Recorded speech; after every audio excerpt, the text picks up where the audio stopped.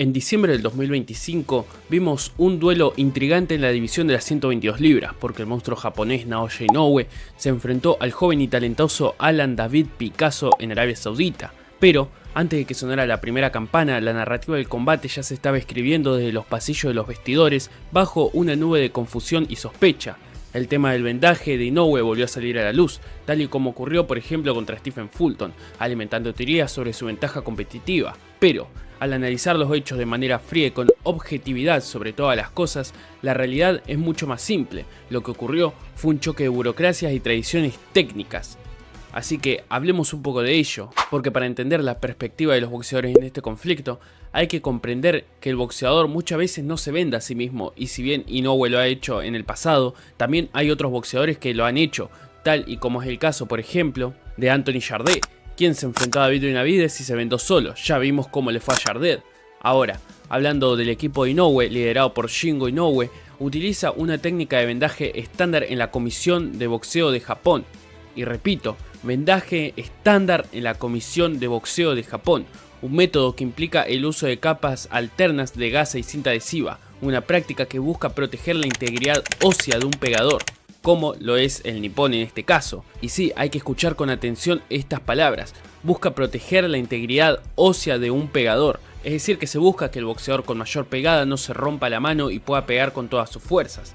La confusión en Riyadh surgió porque, a pesar de que este método se discute en juntas técnicas previas, siempre parece haber una desconexión entre los equipos de los supervisores locales y los equipos visitantes que consideran reglamentario. Ahora Inoue, lejos de intentar hacer trampa, creo yo, simplemente siguió el protocolo que ha usado durante muchas peleas a lo largo de su carrera, un protocolo que ha sido validado por múltiples defensas de título mundial bajo el escrutinio de los organismos más importantes de este deporte. No es la primera vez que Inoue se enfrenta a este tipo de juegos psicológicos, porque en julio del 2023, antes de su pelea contra Stephen Fulton, el equipo del estadounidense lanzó acusaciones similares, amenazando con no subir al ring si Inoue no cambiaba la forma de vendarse. En aquella ocasión, Inoue aceptó las demandas sin titubear, permitiendo que su equipo ajustara el vendaje bajo la estricta mirada de los comisionados de Pensilvania y bajo el equipo de Stephen "Step" Fulton. El resultado: Inoue destruyó a Fulton, demostrando su poder, que no reside en el algodón o en las cintas, sino en su velocidad de rotación, la precisión y el timing perfecto. En Riyadh, la historia se repitió. El equipo de Picasso, liderado por su padre, insistió que el vendaje de Inoue era ilegal bajo las normas de la comisión local, que esta vez no fueron las de Qatar ni de ninguna otra comisión, fueron las de Arabia Saudita. Y para evitar cualquier retraso en un evento de magnitud global, Inoue accedió nuevamente a retirarse el vendaje y volver a aplicarlo de la manera convencional bajo la supervisión que rozaba el hostigamiento. Esta disposición de Inoue a cambiar su rutina minutos antes de pelear habla de un profesional seguro de su talento, porque al final del día el vendaje tiene una función defensiva para el boxeador, no ofensiva. Obligar a Inoue a usar un vendaje menos rígido no le quita la potencia a sus golpes, simplemente aumenta el riesgo de que él mismo se lesione la mano. Inoue aceptó este riesgo y aún así subió a demostrar por qué es indiscutido en esta categoría. Uno de los puntos también menos discutidos, pero más relevante en este combate a mi entender, fue la notable diferencia física entre ambos púgiles, porque Alan David Picasso es un peleador que baja de las 126 libras, que por su estatura de casi 1,80 m tiene un cuerpo de un peso pluma y superpluma. Para esta pelea Picasso bajó a las 122 libras, pero aquí también tenemos a considerar otro dato, que lo hizo sin que se estableciera una cláusula de rehidratación en el contrato, no como hacen otros supuestos pegadores de categoría.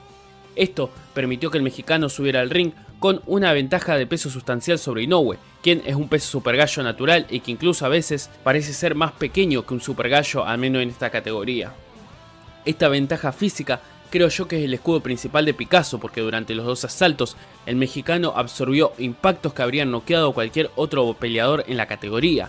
Su capacidad para asimilar el castigo no se debió a una deficiencia en la pegada de Inoue, quien, como ya mencionamos, peleaba con un vendaje al cual no está acostumbrado, sino que su estructura ósea y masa muscular superior.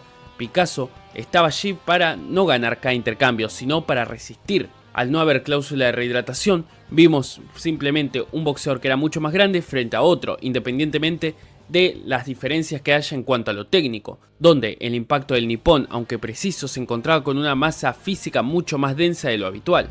Ahora, cuando observamos las estadísticas de CompuBox, la narrativa de una pelea cerrada se desmorona por completo, porque sí, Hay muchos que catalogaron a esto de una pelea cerrada simplemente por irse a la decisión. Ahora, los números no mienten y estos números reflejan una de las estadísticas de las actuaciones más unilaterales en la carrera reciente de Inoue frente a sus oponentes. Según los datos oficiales del CompuBox, Naoya Inoue lanzó más de 790 golpes frente a Alan David Picasso, teniendo más de un 40% de efectividad, 41.5%, mientras que Picasso lanzó un total de 485 golpes que reflejaron una precisión del 35%. Ahora, mirando esto más de cerca, se traduce en que Naoya Inoue aterrizó 328 golpes frente a 170 del mexicano. Es una diferencia muy grande en términos estadísticos, prácticamente el doble de golpes aterrizó Naoya Inoue. Incluso lanzando un volumen significativamente menor, Alan David Picasso logró conectar menos en porcentaje en comparación a Naoya Inoue. La estrategia de Picasso fue por definición pasiva, prácticamente irreconocible al Picasso de otras actuaciones, porque el mexicano pasó la mayor parte del combate retrocediendo, cubriéndose con una guardia cerrada y lanzando golpes aislados que carecían de intención de finalizar a Inoue. Esta pasividad fue una decisión táctica consciente, porque Picasso sabía que si abría su guardia para lanzar combinaciones, se iba a exponer a los contragolpes del japonés, por lo cual creo yo que prefirió sobrevivir y llegar a la distancia que arriesgarse a ser una víctima más en los highlights y reel de Inoue. En el boxeo profesional la agresividad efectiva es lo que dicta los asaltos, e Inoue fue el único que propuso el combate prácticamente desde el primer segundo hasta el último. Ahora, tras todo lo ocurrido, también me gustaría hablar de un fenómeno que se está dando tras la derrota de Picasso, que a mi entender es algo preocupante inclusive, porque hubo una tendencia a celebrar la derrota de Picasso como si fuera una victoria moral, y si bien es cierto que sobrevivir 2 asaltos ante el pegador más devastador de las divisiones pequeñas es una prueba de resistencia física, no debería confundirse el aguante con la competitividad, no son lo mismo. El boxeo es un deporte donde se puntúa la eficiencia, el dominio, el daño infligido, no la capacidad de absorber castigos sin caer. Al aplaudir a Picasso simplemente por llegar a la distancia, se corre el riesgo de establecer un estándar peligrosamente bajo para lo que significa representar el boxeo mexicano en los escenarios más grandes del mundo. México es una potencia histórica que ha forjado su leyenda sobre la base de guerreros que suben al ring a ganar, no a sobrevivir. Durante el 2025 fuimos testigos de campeones mexicanos que dieron upset, como es el caso de Reséndiz, y actuaciones honorables, como es el caso de Logan Hernández en esta misma cartelera inclusive, donde la victoria se buscó con agresividad inteligente y un orgullo inquebrantable. Al elevar la actuación de Picasso, quien fue extremadamente pasivo y se limitó por momentos a evitar el knockout, al nivel de una gesta heroica, se termina por faltar el respeto a esos campeones que sí arriesgaron todo para traer la gloria a su país. No se puede poner en el mismo pedestal una derrota unilateral de 118-110, 117-111 que una batalla de tú a tú donde el resultado queda en duda hasta el último segundo, como es el caso de Logan Hernández ante el japonés Junto Nakatani.